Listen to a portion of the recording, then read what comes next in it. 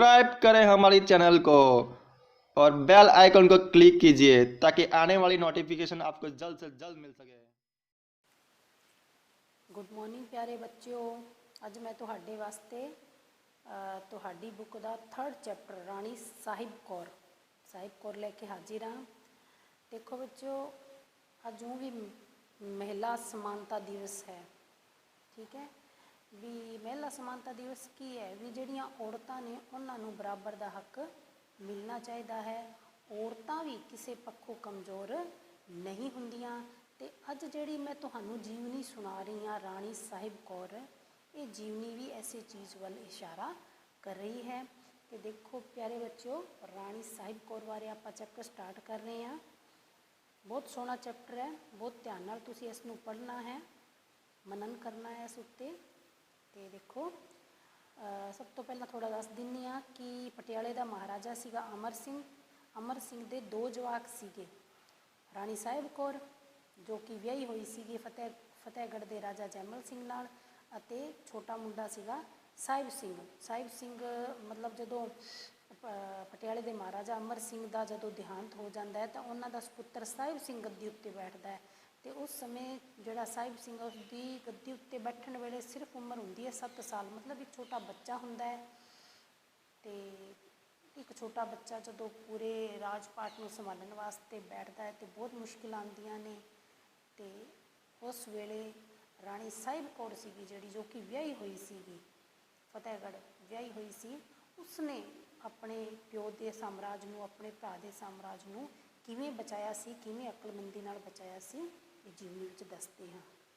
देखो राणी साहिब कौर पंजाब के इतिहास विच वो बहादुर शेरनी है जिसने बहुत मुश्किल समय पंजाब की रियासत पटियाला नूं दुश्मनों के हत्थों बचाया। पटियाले के महाराजा अमर सिंह तो पिछों जदों पटियाले का महाराजा कौन सीगा अमर सिंह तो पिछों जदों उन्हां दा सुपुत्र साहिब सिंह गद्दी उत्ते बैठा तो उसकी उम्र केवल 7 साल की सी।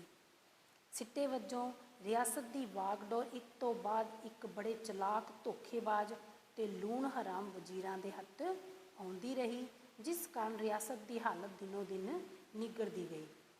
महाराजा अमर सिंह की वड्डी सपुत्री बीबी साहिब कौर फतेहगढ़ के सरदार जैमल सिंह नाल विआही हुई सी। भी जिहड़ी अमर सिंह जी की वड्डी सपुत्री सी जिहड़ी बीबी साहिब कौर वो कित्थे विआही हुई सी जैमल सिंह नाल, ते जैमल सिंह कित्थों दा सरदार सीगा फतेहगढ़ दा।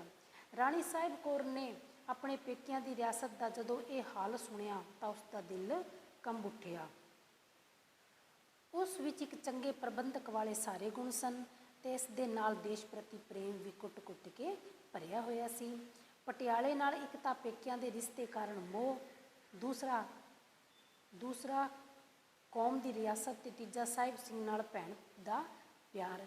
इन्हां ख्यालां ने उसनूं टिके ना बैठण दिता। उसने सारी गल अपने पति सरदार जैमल सिंह नाल सांझी कीती अते पटियाले जाण दी आग्या मंगी। सरदार जैमल सिंह भी हालात तो अनजान नहीं सन, वो अजिही स्थिति विच ना कर सके। मतलब जैमल सिंह सीगा जिहड़ा उसका राणी साहिब कौर का घर वाला, उसने भी ना नहीं की उसनूं जाण दिता। राणी साहिब कौर पटियाले आ गए। उसने रियासत के अमीरां वजीरां ते दरबारी सरदारां नूं इकट्ठा किया, रियासत की सारी हालत दसी ते प्रबंध की वागडोर अपने हत्थां विच लै लई। हर एक महकमे की देखभाल अपनी निगरानी हेठ करनी शुरू कर दी। राज के सारे अंदरले प्रबंध नूं ठीक तरह सुधारिया। वड्डी खोड़ सरदारां नूं सजावां दित्तियां। 2 साल की कठिन मेहनत तो पिछों राणी साहिब कौर की अकलमंदी ते बहादुरी नाल रियासत के सारे प्रबंध ठीक हो गए। पर इस समय जींद की रियासत उत्ते देखो एक थी मतलब सी कित्थों दी, किहड़ी रियासत की सीगी ये पटियाला रियासत की बेटी सीगी। विआही कित्थे सीगी, हाँ जी कित्थे विआही सी, ये विआही सी फतेहगढ़। ठीक है, फतेहगढ़ के सरदार जैमल सिंह नाल। ठीक है, ये जदों सीगी पटियाले सीगी तो उस समय जींद की रियासत उत्ते अंग्रेज अफसर टॉमसन ने हमला कर दिता। भावें जींद के महाराजे की फौज ने मुकाबला तो बहुत किया, पर टॉमसन की फौज गिनती विच भी ज़्यादा सी ते सिक्खी हुई भी सी। ਬੀਬੀ ਸਾਹਿਬ ਕੌਰ ਨੂੰ ਜਦੋਂ ਸਿੱਖ ਰਿਆਸਤ ਜੀਂਦ ਦੇ ਖੁੱਸ ਜਾਣ ਦੀ ਖਬਰ ਮਿਲੀ ਤਾਂ ਉਸ ਦਾ ਖੂਨ ਖੌਲ ਉੱਠਿਆ। ਉਸਨੇ ਉਸੇ ਸਮੇਂ ਆਪਣੇ ਫੌਜੀ ਅਫਸਰਾਂ ਨੂੰ ਬੁਲਾਇਆ ਤੇ ਫੌਜ ਤਿਆਰ ਕਰਕੇ ਭਾਰੀ ਲਸ਼ਕਰ ਲੈ ਕੇ ਆਪ ਜੀਂਦ ਪਹੁੰਚੀ। ਟਾਮਸਨ ਆਪਣੇ ਵੱਲੋਂ ਜੀਂਦ ਨੂੰ ਲਗਭਗ ਜਿੱਤ ਚੁੱਕਾ ਸੀ, ਪਰ ਸਾਹਿਬ ਕੌਰ ਨੂੰ ਪਹੁੰਚਦਿਆਂ ਦੇਖ ਕੇ ਉਸ ਨੂੰ ਸਾਰੀ ਦੀ ਸਾਰੀ ਬਣੀ ਬਣਾਈ ਖੇਡ ਵਿਗੜਦੀ ਜਾਪੀ। ਸਾਹਿਬ ਕੌਰ ਦੇ ਹੁਕਮ ਨਾਲ ਉਸ ਦੀ ਫੌਜ ਨੇ ਟਾਮਸਨ ਦੀ ਫੌਜ ਉੱਤੇ ਹਮਲਾ ਕਰ ਦਿੱਤਾ। ਟਾਮਸਨ ਦੀ ਫੌਜ ਨੂੰ ਭੱਜ ਜਾਣ ਤੋਂ ਬਿਨਾਂ ਕੋਈ ਰਾਹ ਨਾ ਲੱਭਾ। 1794 ਈਸਵੀ ਦੇ ਸਿਆਲ ਦੀ ਰੁੱਤ ਸੀ।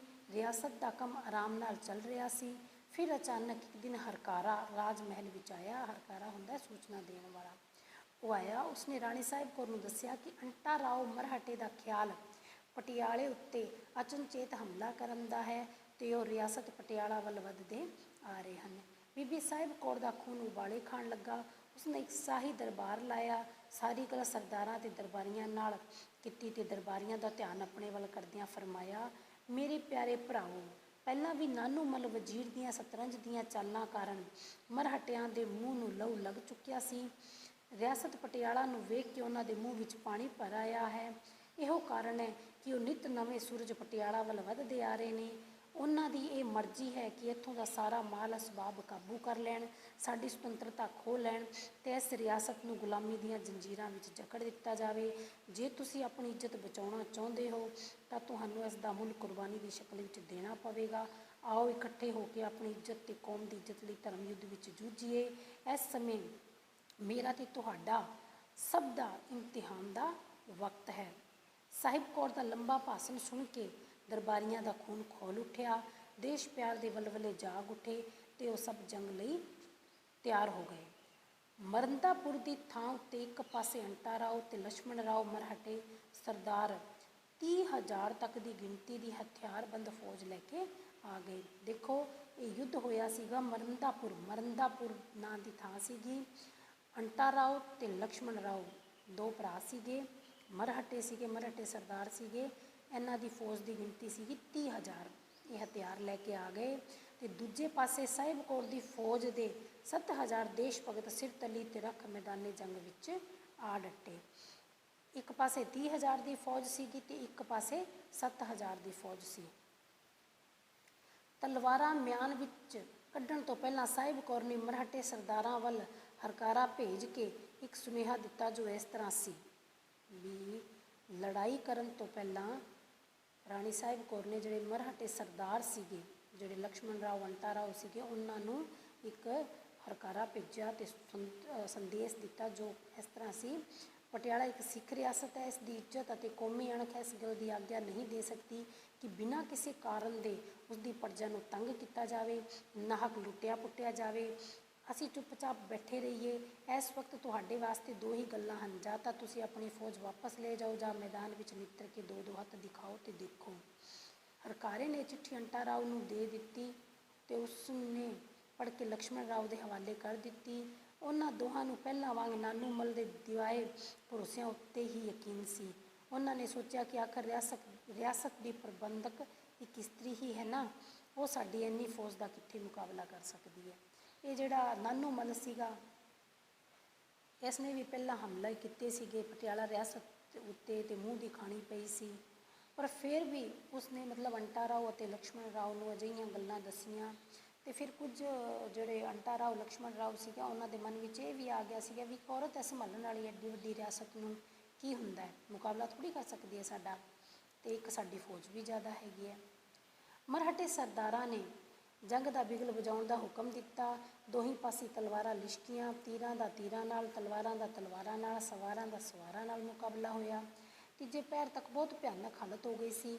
ਮੈਦਾਨ ਲਾਸ਼ਾਂ ਨਾਲ ਭਰਿਆ ਪਿਆ ਸੀ, ਪਰ ਅਜੇ ਵੀ ਦੋਹਾਂ ਪਾਸਿਆਂ ਤੋਂ ਜੋਸ਼ ਠਾਠਾ ਮਾਰ ਰਿਹਾ ਸੀ। ਦਿਲ ਢਲਣ ਲੱਗਾ। ਅੰਟਾ ਰਾਓ ਨੂੰ ਫੌਜ ਦਾ ਦਿਲ ਟੁੱਟਦਾ ਦਿਸਿਆ। ਉਸਨੇ ਫੌਜ ਨੂੰ ਉਤਸ਼ਾਹਿਤ ਕਰਨ ਲਈ ਬਹੁਤ ਹੱਲਾਸ਼ੇਰੀ ਦਿੱਤੀ। ਮਰੰਦਾਪੁਰ ਦੀ ਭੂਮੀ ਇੱਕ ਵਾਰ ਫਿਰ ਪਰਲੋ ਦਾ ਨਮੂਨਾ ਬਣ ਗਈ। ਇੱਕ ਪਾਸੇ ਮਰਹਟੇ ਆਪਣੇ ਨਾਮ ਦੀ ਲਾਜ ਰੱਖਣ ਲਈ ਮਰ ਕੇ ਵੀ ਪਿੱਛੇ ਨਾ ਹਟਣ ਦਾ ਪ੍ਰਣ ਕਰੀ ਬੈਠੇ ਸਨ ਤੇ ਦੂਜੇ ਪਾਸੇ ਸਰਦਾਰ ਆਪਣੀ ਕੌਮ ਦੀ ਆਨ ਤੇ ਸ਼ਾਨ ਕਾਇਮ ਰੱਖਣ ਲਈ ਸਿਰ ਤਲੀ ਉੱਤੇ ਰੱਖ ਕੇ ਲੜ ਰਹੇ ਸਨ। ਚਾਰੇ ਪਾਸੇ ਲੋਥਾਂ ਹੀ ਲੋਥਾਂ ਸਨ। ਲੋਥਾਂ ਮਤਲਬ ਲਾਸ਼ਾਂ ਹੀ ਲਾਸ਼ਾਂ ਸਨ। ਦੋਹਾਂ ਧਿਰਾਂ ਦੀ ਸਿਰ ਧੜ ਦੀ ਬਾਜੀ ਲੱਗੀ ਹੋਈ ਸੀ। ਆਖਰ ਸਾਂਝ ਹੋਣ ਤੇ ਲੜਾਈ ਮੱਠੀ ਪੈ ਗਈ। ਸਾਹਿਬ ਕੌਰ ਨੇ ਸਰਦਾਰਾਂ ਨਾਲ ਸਲਾਹ ਕੀਤੀ ਤੇ ਇੱਕ ਰਾਹ ਦੱਸਿਆ ਕਿ ਹੁਣ ਵੈਰੀ ਥੱਕੇ ਟੁੱਟੇ ਹਨ, ਹੁਣ ਉਹ ਆਪਣੇ ਖੇਮਿਆਂ ਵਿੱਚ ਬੇਸੁਰਤ ਪਏ ਹਨ। ਜੇ ਰਾਤ ਨੂੰ ਛਾਪਾ ਮਾਰਿਆ ਜਾਵੇ ਤਾਂ ਦੁਸ਼ਮਣ ਨਾ ਨੱਸਣ ਜੋਗਾ ਨਾ ਹੀ ਖੜਨ ਜੋਗਾ ਰਹੇਗਾ। ਸਰਦਾਰਾਂ ਨੇ ਇਸ ਸਲਾਹ ਨੂੰ ਸਿਰ ਮੱਥੇ ਮੰਨਿਆ। ਅੱਧੀ ਰਾਤ ਦਾ ਸਮਾਂ ਸੀ। ਅਚਨਚੇਤ ਨਗਾਰੇ ਤੇ ਚੋਟ ਮਾਰੀ ਗਈ, ਜਕਾਰੇ ਬੁਲਾਏ ਗਏ। ਸਾਹਿਬ ਕੌਰ ਦੀ ਫੌਜ ਤੂਫਾਨ ਵਾਂਗ ਵਧੀ। ਵੈਰੀ ਦੇ ਖੇਮਿਆਂ ਵਿੱਚ ਅੱਧੀ ਰਾਤ ਨੂੰ ਹੋਏ ਇਸ ਅਚਾਨਕ ਹਮਲੇ ਕਾਰਨ ਭਗਦੜ ਮਚ ਗਈ। ਉਸ ਦੀ ਫੌਜ ਭੁੱਖੇ ਸ਼ੇਰ ਵਾਂਗ ਗੱਜੀ। ਇੱਕ ਘੰਟੇ ਦੀ ਲਗਾਤਾਰ ਲੜਾਈ ਨਾਲ ਮਰਹਟਿਆਂ ਦੇ ਪੈਰ ਉਖੜ ਗਏ ਤੇ ਉਹ ਮੈਦਾਨ ਛੱਡ ਕੇ ਨੱਸ ਗਏ। ਜਿੱਤ ਸਾਹਿਬ ਕੌਰ ਦੀ ਹੋਈ। ਦਿਨ ਚੜੇ ਰਾਣੀ ਸਾਹਿਬ ਕੌਰ ਦੀ ਫੌਜ ਦੇ ਸਿਪਾਹੀ ਰਣਜੀਤ ਨਗਾਰਾ ਵਜਾਉਂਦੇ ਪਟਿਆਲੇ ਪਹੁੰਚੇ। ਸਾਹਿਬ ਕੌਰ ਦੀ ਬਹਾਦਰੀ ਦੀਆਂ ਧੂਮਾਂ ਪੈ ਚੁੱਕੀਆਂ ਸਨ। ਇਸ ਤਰ੍ਹਾਂ ਬਹਾਦਰ ਸਿੰਘਣੀ ਨੇ ਸਿੱਖ ਧਰਮ ਦੀ ਤੇ ਦੇਸ਼ ਦੀ ਇੱਜ਼ਤ ਬਚਾ ਲਈ। ਉਸਨੇ ਮਰਹਟਿਆਂ ਨਾਲ ਟੱਕਰ ਲੈ ਕੇ ਇਹ ਸਿੱਧ ਕਰ ਦਿੱਤਾ ਕਿ ਇਸ ਦੇਸ਼ ਤੇ ਇਸ ਕੌਮ ਦੇ ਮਰਦ ਹੀ ਬਹਾਦਰ ਨਹੀਂ, ਸਗੋਂ ਔਰਤਾਂ ਵੀ ਕਿਸੇ ਗੱਲੋਂ ਪਿੱਛੇ ਨਹੀਂ ਸਨ। ਬੀਬੀ ਸਾਹਿਬ ਕੌਰ ਦਾ ਨਾਂ ਪਟਿਆਲਾ ਦੇ ਰਾਜ ਘਰਾਣੇ ਦੀਆਂ ਬਹਾਦਰ ਮਹਾਰਾਣੀਆਂ ਵਿੱਚੋਂ ਸਭ ਤੋਂ ਪਹਿਲਾਂ ਲਿਆ ਜਾਂਦਾ ਹੈ। ਠੀਕ ਹੈ ਬੱਚਿਓ, ਤੇ ਇਹ ਤੁਹਾਡਾ ਚੈਪਟਰ ਹੋਇਆ ਪੂਰਾ। ਹੁਣ ਇਸ ਦੇ ਕੁਐਸਚਨ ਆਨਸਰ ਕਰਨੇ ਆ ਤੁਸੀਂ। ਕੁਐਸਚਨ ਆਨਸਰ ਦੇਖੋ ਬੱਚਿਓ। ਸਭ ਤੋਂ ਪਹਿਲਾ ਕੁਐਸਚਨ ਹੈ, ਕਿਹੜੇ ਖਿਆਲਾਂ ਨੇ ਰਾਣੀ ਸਾਹਿਬ ਕੌਰ ਨੂੰ ਨਾ ਟਿਕ ਕੇ ਬੈਠਣ ਦਿੱਤਾ? ਤੇ ਇਸ ਦਾ ਆਨਸਰ ਹੈ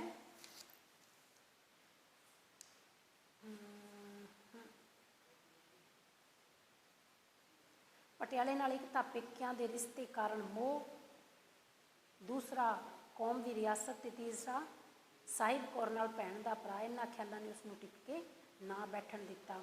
ਇਹ ਹੈ ਬੱਚਿਓ 10 ਨੰਬਰ ਪੇਜ ਉੱਤੇ। 10 ਨੰਬਰ ਪੇਜ ਉੱਤੇ ਜਿਹੜਾ ਲਾਸਟ ਪੈਰਾ ਹੈ ਉਸ ਵਿੱਚ ਤੁਸੀਂ ਦੇਖਿਓ, ਉਸ ਵਿੱਚ ਮਿਲੂਗਾ ਤੁਹਾਨੂੰ। ਬੀਬੀ ਸਾਹਿਬ ਕੌਰ ਨੇ ਪਟਿਆਲੇ ਆ ਕੇ ਰਿਆਸਤ ਦੇ ਪ੍ਰਬੰਧ ਨੂੰ ਕਿਵੇਂ ਠੀਕ ਕੀਤਾ? ਇਸ ਦਾ ਆਨਸਰ ਤੁਹਾਨੂੰ ਮਿਲੇਗਾ 11 ਨੰਬਰ ਪੇਜ ਉੱਤੇ। 11 ਨੰਬਰ ਪੇਜ ਉੱਤੇ ਸਭ ਤੋਂ ਫਸਟ ਜਿਹੜਾ ਪੈਰਾ ਹੈ ਉਸ ਦੀਆਂ 3 ਲਾਈਨਾਂ, 3 ਜਾਂ 4 ਲਾਈਨਾਂ ਤੁਸੀਂ ਕਰ ਲਿਓ। ਬੀਬੀ ਸਾਹਿਬ ਕੌਰ ਨੇ ਪਟਿਆਲੇ ਆ ਗਏ। ਉਸਨੇ ਰਿਆਸਤ ਦੇ ਅਮੀਰਾਂ, ਵਜ਼ੀਰਾਂ, ਦਰਬਾਰੀ ਸਰਦਾਰਾਂ ਨੂੰ ਇਕੱਠਾ ਕੀਤਾ। ਰਿਆਸਤ ਦੀ ਸਾਰੀ ਹਾਲਤ ਦੱਸੀ ਤੇ ਪ੍ਰਬੰਧ ਦੀ ਵਾਗਡੋਰ ਆਪਣੇ ਹੱਥਾਂ ਵਿੱਚ ਲੈ ਲਈ। ਹਰ ਇੱਕ ਮਹਿਕਮੇ ਦੀ ਦੇਖਭਾਲ ਆਪਣੀ ਨਿਗਰਾਨੀ ਵਿੱਚ ਕਰਨੀ ਸ਼ੁਰੂ ਕੀਤੀ। ਮਰਹਟਿਆਂ ਦਾ ਮੁਕਾਬਲਾ ਕਰਨ ਲਈ ਰਾਣੀ ਸਾਹਿਬ ਕੌਰ ਨੇ ਆਪਣੇ ਭਾਸ਼ਣ ਵਿੱਚ ਕੀ ਕੁਝ ਕਿਹਾ? ਇਹ ਹੈ 11 ਨੰਬਰ ਪੇਜ ਤੇ ਲਾਸਟ 2 ਛੋਟੇ ਪੈਰੇ ਛੱਡ ਕੇ ਉੱਤੋਂ ਤੀਜਾ ਪੈਰਾ। ਮੇਰੇ ਪਿਆਰੇ ਭਰਾਓ, ਪਹਿਲਾਂ ਵੀ ਨਾਨੂ ਮਲ ਵਜ਼ੀਰ ਦੀਆਂ ਸ਼ਤਰੰਜ ਦੀਆਂ ਚਾਲਾਂ ਕਾਰਨ ਮਰਹਟਿਆਂ ਦੇ ਮੂੰਹ ਨੂੰ ਲਹੂ ਲੱਗ ਚੁੱਕਿਆ ਹੈ। ਇਹ ਪੈਰਾ ਇੱਥੋਂ ਲੈ ਕੇ ਪੂਰਾ ਪੈਰਾ ਕਰਨਾ ਹੈ। ਨੈਕਸਟ ਹੈ, ਰਾਣੀ ਸਾਹਿਬ ਕੌਰ ਨੇ ਮਰਹਟਿਆਂ ਦੀ ਫੌਜ ਨੂੰ ਕਿਸ ਤਰ੍ਹਾਂ ਹਰਾਇਆ? ਇਹ ਆਪਾਂ ਹੁਣੇ ਪੜ੍ਹ ਕੇ ਹਟੇ ਹਾਂ ਵੀ ਕਿਸ ਤਰ੍ਹਾਂ ਰਾਣੀ ਨੇ ਸਰਦਾਰਾਂ ਨਾਲ, ਆਪਣੇ ਜਿਹੜੇ ਸਿੱਖ ਸਰਦਾਰ ਸੀਗੇ ਉਹਨਾਂ ਨਾਲ ਸਲਾਹ ਕੀਤੀ ਤੇ ਅੱਧੀ ਰਾਤ ਨੂੰ ਮਤਲਬ ਉਹ ਹਮਲਾ ਕੀਤਾ ਤੇ ਇਸ ਤਰ੍ਹਾਂ ਹਰਾਇਆ। ਪਾਠ ਦੇ ਆਧਾਰ ਤੇ ਰਾਣੀ ਸਾਹਿਬ ਕੌਰ ਦਾ ਜੀਵਨ ਆਪਣੇ ਸ਼ਬਦਾਂ ਵਿੱਚ ਲਿਖੋ। ਮਤਲਬ ਤੁਸੀਂ ਰਾਣੀ ਸਾਹਿਬ ਕੌਰ ਦੇ ਜੀਵਨ ਬਾਰੇ ਦੱਸਣਾ ਹੈ ਵੀ ਰਾਣੀ ਸਾਹਿਬ ਕੌਰ ਹੈ ਜਿਹੜੀ ਪੰਜਾਬ ਦੇ ਇਤਿਹਾਸ ਵਿੱਚ ਬਹਾਦਰ ਸ਼ੇਰਨੀ ਹੈ। ਉਸਨੇ ਬਹੁਤ ਮੁਸ਼ਕਲ ਸਮੇਂ ਪੰਜਾਬ ਦੀ ਰਿਆਸਤ ਪਟਿਆਲਾ ਨੂੰ ਦੁਸ਼ਮਣਾਂ ਦੇ ਹੱਥੋਂ ਬਚਾਇਆ ਸੀਗਾ ਤੇ ਉਹ ਮਹਾਰਾਜਾ ਅਮਰ ਸਿੰਘ ਦੀ ਸਪੁੱਤਰੀ ਸੀਗੇ ਤੇ ਸਾਹਿਬ ਸਿੰਘ ਹੈ ਜਿਹੜਾ ਉਹਨਾਂ ਦੀ ਵੱਡੀ ਭੈਣ ਸੀਗੇ ਤੇ ਉਹਨਾਂ ਨੇ ਮਰਹਟਿਆਂ ਨਾਲ ਮੁਕਾਬਲਾ ਕੀਤਾ ਸੀਗਾ ਤੇ ਜੀਂਦ ਦੀ ਰਿਆਸਤ ਨੂੰ ਵੀ ਤਾਮਸੰਗ ਦੇ ਹਮਲੇ ਤੋਂ ਬਚਾਇਆ ਸੀਗਾ। ਤੇ ਪੰਜਾਬ ਦੇ ਇਤਿਹਾਸ ਵਿੱਚ ਜਿਹੜੀ ਰਾਣੀ ਸਾਹਿਬ ਕੌਰ ਹੈ, ਪੰਜਾਬ ਦੇ ਇਤਿਹਾਸ ਵਿੱਚ ਵੀ ਤੇ ਪਟਿਆਲੇ ਦੇ ਰਾਜ ਘਰਾਣੇ ਦੀਆਂ ਬਹਾਦਰ ਮਹਾਰਾਣੀਆਂ ਵਿੱਚ ਉਹਨਾਂ ਦਾ ਨਾਂ ਹੈ ਜਿਹੜਾ ਉਹ ਲਿਆ ਜਾਂਦਾ ਹੈ ਸਭ ਤੋਂ ਪਹਿਲਾਂ। ਠੀਕ ਹੈ, ਇਸ ਤੋਂ ਬਾਅਦ ਸੈਕਿੰਡ ਹੈ ਕੰਬਣਾ ਕਾਂਪਣਾ ਪੇਕੇ। ਇਹ ਹੈਗੇ ਆ ਜਿਹੜੇ ਪੰਜਾਬੀ ਦੀ ਤੁਸੀਂ ਹਿੰਦੀ ਬਣਾਓਗੇ। ਉਬਲਣਾ ਇਹ ਤਾਂ ਸਾਰੇ ਹੈ। ਰਾਣੀ ਸਾਹਿਬ ਕੌਰ ਕਿੱਥੇ ਆ ਗਏ ਸੀ? ਪਟਿਆਲਾ। ਫਿਰ ਟਾਮਸਨ ਨੇ ਕਿਹੜੀ ਰਿਆਸਤ ਉੱਤੇ ਹਮਲਾ ਕੀਤਾ ਸੀਗਾ? ਜੀਂਦ ਉੱਤੇ। ਮਰਹਟੇ ਸਰਦਾਰਾਂ ਦੀ ਫੌਜ ਕਿੰਨੀ ਸੀ? 30,000। ਰਾਣੀ ਸਾਹਿਬ ਕੌਰ ਅਤੇ ਮਰਹਟੇ ਸਰਦਾਰਾਂ ਦਰਮਿਆਨ ਯੁੱਧ ਕਿਸ ਸਥਾਨ ਉੱਤੇ ਹੋਇਆ ਸੀ? ਮਰੰਦਾਪੁਰ। ਰਾਣੀ ਸਾਹਿਬ ਕੌਰ ਦੀ ਫੌਜ ਦੀ ਗਿਣਤੀ ਕਿੰਨੀ ਸੀ? 7,000। ਤੇ ਹੁਣ ਛੋਟੇ ਕੁਐਸਚਨ ਹੈ ਜਿਹੜੇ ਇੱਕ ਸ਼ਬਦ ਵਾਲੇ ਹੈ। ਮਹਾਰਾਜਾ ਅਮਰ ਸਿੰਘ ਤੋਂ ਬਾਅਦ ਗੱਦੀ ਉੱਤੇ ਕੌਣ ਬੈਠਾ? ਉਹਨਾਂ ਦਾ ਸਪੁੱਤਰ ਸਾਹਿਬ ਸਿੰਘ। ਰਾਣੀ ਸਾਹਿਬ ਕੌਰ ਕਿੱਥੇ ਵਿਆਹੀ ਹੋਈ ਸੀ? ਫਤਿਹਗੜ੍ਹ ਦੇ ਜਿਹੜਾ ਰਾਜਾ ਸੀਗਾ, ਸਰਦਾਰ ਸੀਗਾ ਜੈਮਲ ਸਿੰਘ। ਪਟਿਆਲਾ ਰਿਆਸਤ ਵੱਲ ਕੌਣ ਵੱਧਦੇ ਆ ਰਹੇ ਸਨ? ਮਰਹਟੇ ਸਰਦਾਰ। ਮਰੰਦਾਪੁਰ ਵਿਖੇ ਕਿਹੜੀਆਂ ਧਿਰਾਂ ਦੇ ਮੁਕਾਬਲਾ ਹੋਇਆ ਸੀ? 2 ਧਿਰਾਂ। ਕਿਹੜੇ ਮਰਹਟੇ ਅਤੇ ਸਿੱਖਾਂ ਵਿਚਕਾਰ ਤੇ ਥੋੜਾ ਨਾਂ ਦੱਸ ਦੇਣਾ ਤੁਸੀਂ। ਮਰਾਠਿਆਂ ਨੂੰ ਕਿਸ ਨੇ ਹਰਾਇਆ? ਰਾਣੀ ਸਾਹਿਬ ਕੌਰ ਦੀ ਫੌਜ ਨੇ। ਸੰਖੇਪ ਪੁੱਤਰਾਂ ਵਾਲੇ ਕਿਹੜੇ ਖਿਆਲਾਂ ਨੇ ਰਾਣੀ ਸਾਹਿਬ ਕੌਰ ਨੂੰ ਟਿੱਕੇ ਨਾ ਬੈਠਣ ਦਿੱਤਾ? ਕਿਵੇਂ ਚਲਾਇਆ? ਹਰਕਾਰੇ ਨੇ ਕੀ ਸੂਚਨਾ ਦਿੱਤੀ? ਮਰਾਠਿਆਂ ਦਾ ਮੁਕਾਬਲਾ ਕਰਨ ਲਈ ਭਾਸ਼ਣ ਵਿੱਚ ਕੀ ਕੁਝ ਕਿਹਾ? ਰਾਣੀ ਸਾਹਿਬ ਕੌਰ ਨੇ ਜਿੱਤ ਕੇ ਕੀ ਸਿੱਧ ਕਰ ਦਿੱਤਾ? ਇਹ ਤਾਂ ਬਹੁਤ ਆਸਾਨ ਹੈ। ਸਭ ਤੋਂ ਪਹਿਲਾਂ ਕਿਹੜੇ ਖਿਆਲਾਂ ਨੇ ਰਾਣੀ ਸਾਹਿਬ ਕੌਰ ਨੂੰ ਟਿੱਕੇ ਨਾ ਬੈਠਣ ਦਿੱਤਾ? ਵੀ ਜਦੋਂ ਮਹਾਰਾਣੀ ਨੂੰ ਇਹ ਪਤਾ ਲੱਗਿਆ ਵੀ ਉਸਦੇ ਭਰਾ ਨੂੰ ਗੱਦੀ ਉੱਤੇ ਬਿਠਾਇਆ ਗਿਆ ਹੈ ਤੇ ਜਿਹੜੇ ਕਿਹੜੇ ਖਿਆਲਾਂ ਨੇ, ਇਹ ਉਹੀ ਹੈਗਾ ਜੋ ਇਹ ਤੁਸੀਂ ਕੁਐਸਚਨ ਰਹਿਣ ਹੀ ਦਈਓ ਕਿਉਂਕਿ ਆਪਾਂ ਪਿੱਛੇ ਵੀ ਇਸ ਦਾ ਉਹ ਆਨਸਰ ਕਰ ਲਿਆ ਹੈ। ਫਿਰ ਹੈ ਰਾਣੀ ਸਾਹਿਬ ਕੌਰ ਨੇ ਪਟਿਆਲਾ ਰਿਆਸਤ ਦਾ ਪ੍ਰਬੰਧ ਕਿਵੇਂ ਚਲਾਇਆ? ਇਹ ਹੈ 11 ਨੰਬਰ ਪੇਜ ਉੱਤੇ, ਉੱਪਰ ਵਾਲਾ ਪੈਰਾ ਪੂਰਾ ਕਰ ਲੈਣਾ ਤੁਸੀਂ। ਹਰਕਾਰੇ ਨੇ ਕੀ ਸੂਚਨਾ ਦਿੱਤੀ ਸੀ? ਹਰਕਾਰੇ ਨੇ ਇਹ ਸੂਚਨਾ ਦਿੱਤੀ ਸੀ ਵੀ ਅੰਟਾ ਰਾਓ ਮਰਹਟੇ ਦਾ ਖਿਆਲ ਪਟਿਆਲਾ ਉੱਤੇ ਅਚਨਚੇਤ ਹਮਲਾ ਕਰਨ ਦਾ ਹੈ ਤੇ ਉਹ ਰਿਆਸਤ ਪਟਿਆਲਾ ਵੱਲ ਵੱਧਦੇ ਆ ਰਹੇ ਹਨ। ਮਰਹਟਿਆਂ ਦਾ ਮੁਕਾਬਲਾ ਕਰਨ ਲਈ ਰਾਣੀ ਸਾਹਿਬ ਕੌਰ ਨੇ ਆਪਣੇ ਭਾਸ਼ਣ ਵਿੱਚ ਕੀ ਕਿਹਾ? ਇਹ ਤੁਸੀਂ ਛੱਡਣਾ ਹੈ ਕੁਐਸਚਨ ਕਿਉਂਕਿ ਇਹ ਪਿੱਛੇ ਆ ਚੁੱਕਿਆ ਹੈ। ਰਾਣੀ ਸਾਹਿਬ ਕੌਰ ਦੀ ਜਿੱਤ ਨੇ ਕੀ ਸਿੱਧ ਕਰ ਦਿੱਤਾ? ਰਾਣੀ ਸਾਹਿਬ ਕੌਰ ਦੀ ਜਿੱਤ ਨੇ ਸਿੱਧ ਕਰ ਦਿੱਤਾ ਕਿ ਔਰਤਾਂ ਵੀ ਕਿਸੇ ਵੀ ਮੁਕਾਬਲੋਂ ਘੱਟ ਨਹੀਂ ਹਨ। ਵਾਕਾਂ ਵਿੱਚ ਵਰਤੋਂ ਕਰਨੀ ਹੈ ਪ੍ਰਬੰਧਕ, ਨਿਗਰਾਨੀ, ਅਚਨਚੇਤ, ਸਲਾਹ, ਬਹਾਦਰੀ। ਫਿਲਅਪ ਕਰਨੇ ਹੈ, ਫਿਲਅਪ ਤੁਸੀਂ ਆਪਣੇ ਆਪ ਕਰਨੇ ਹੈ। ਰਾਣੀ ਸਾਹਿਬ ਕੌਰ ਪਟਿਆਲੇ ਆ ਗਈ। ਰਾਣੀ ਸਾਹਿਬ ਕੌਰ ਡੈਸ਼ ਦੇ ਸਰਦਾਰ ਫਤਿਹਗੜ੍ਹ ਦੇ ਸਰਦਾਰ ਜੈਮਲ ਸਿੰਘ ਨਾਲ ਵਿਆਹੀ ਹੋਈ ਸੀ। ਰਾਣੀ ਸਾਹਿਬ ਕੌਰ ਪਟਿਆਲੇ ਆ ਗਈ। ਬੀਬੀ ਸਾਹਿਬ ਕੌਰ ਦਾ ਖੂਨ ਉਬਾਲੇ ਖਾਣ ਲੱਗਾ। ਦੋਹਾਂ ਧਿਰਾਂ ਦੀ ਸਿਰ ਧੜ ਦੀ ਬਾਜੀ ਲੱਗੀ ਹੋਈ ਸੀ। ਬਹਾਦਰ ਸਿੰਘ ਨੇ ਸਿੱਖ ਧਰਮ ਤੇ ਦੇਸ਼ ਦੀ ਇੱਜ਼ਤ ਬਚਾ ਲਈ। ਦੇਸ਼ ਦੀ ਇੱਜ਼ਤ ਬਚਾ ਲਈ। ਹਿੰਦੀ ਅੰਗਰੇਜ਼ੀ ਇਹ ਰਹਿਣ ਦੇਣਾ 6 ਨੰਬਰ ਤੇ ਸ਼ੁੱਧ ਕਰਕੇ ਲਿਖਣੇ ਆ ਬੱਚਿਓ। ਪ੍ਰਬੰਧਕ ਪੱਪਾ, ਪੱਪੇ ਦੇ ਪੈਰ ਵਿੱਚ ਰਾਰਾ ਲੱਗੂਗਾ। ਫਤਿਹਗੜ੍ਹ ਵੀ ਗਲਤ ਲਿਖਿਆ। ਮਹਿਕਮਾ, ਵੈਰੀ, ਤੂਫਾਨ, ਇਹ ਤੁਸੀਂ ਆਪਣੇ ਆਪ ਕਰਨੇ ਆ, ਠੀਕ ਹੈ। ਤੁਹਾਡੀ ਨੋਟ ਇਸ ਕੁਐਸਚਨ ਬੁੱਕ ਇਸ ਵਿੱਚ ਹੈ, ਤੁਹਾਡੀ ਬੁੱਕ ਵਿੱਚ ਹੈ ਇਸ ਦੇ ਕੁਐਸਚਨ। ਤੇ ਅੱਜ ਲਈ ਇੰਨਾ ਹੀ ਪਿਆਰੇ ਬੱਚਿਓ, ਠੀਕ ਹੈ।